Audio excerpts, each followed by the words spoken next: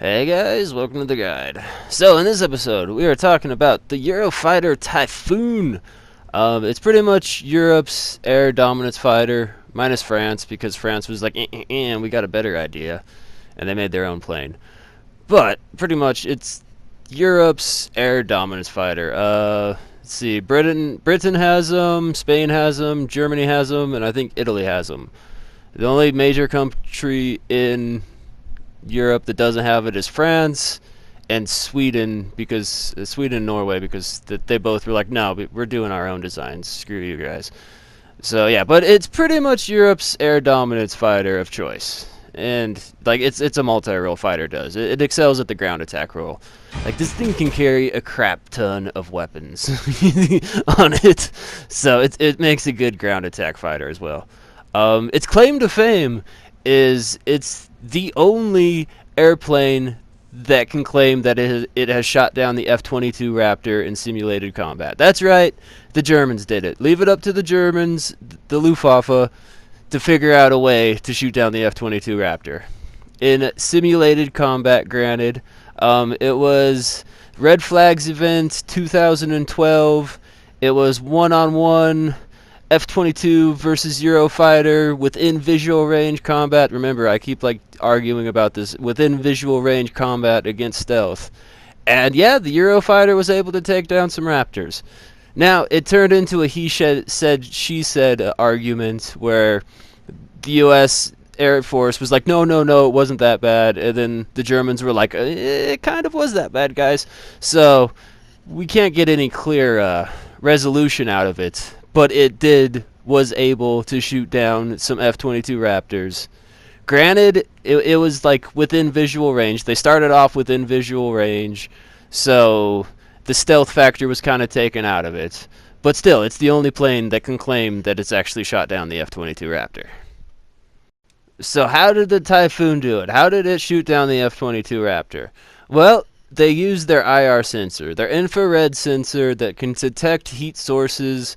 And according to the Germans, the infrared sensor on the Eurofighter can detect the Raptor 100 kilometers out. Now that's like like 60 miles out in miles. I don't know. Us Americans, we're ignorant whenever it comes to the metric system. Okay. But yeah, it can like detect the Raptor at 100 kilometers out. And that's how they did it. They used their IR sensor to find the Raptor, because apparently the Raptor's a pretty hot bird, you know. With its afterburners going and it's using its thrust vectoring, it shoots heat off everywhere. So it pretty much just glows in the IR world. So that's how they did it. That's how they could find the Raptor. And if they can spot the Raptor at 100 kilometers out with their IR sensor, then that kind of like defeats the purpose of stealth to a certain extent, right? I mean, like, why don't the Russians just start making SAMs that are IR SAMs, you know? Like, that they just like lock onto the heat signature and there you go, Bob's your uncle. I mean, it wouldn't work on the B-2 bomber or the F-117 because those things were made to like get rid of their IR sensors, their IR signature as much as possible. But like the Raptor would work on, the Su-57 Pakfa would work on, the Chinese J-20 it would work on. So yeah, that's probably what's gonna happen. Is like they're just gonna shift over and like start, you know, working on making their IR sensors as best as possible to counter stealth. But yeah, that's how the Germans were able to do it. They were able to use their infrared sensor to find the infrared signature of the F-22 Raptor, and then they're Bob's your uncle. And apparently, the Typhoon within visual range is just as good of a dogfighter as the F-22.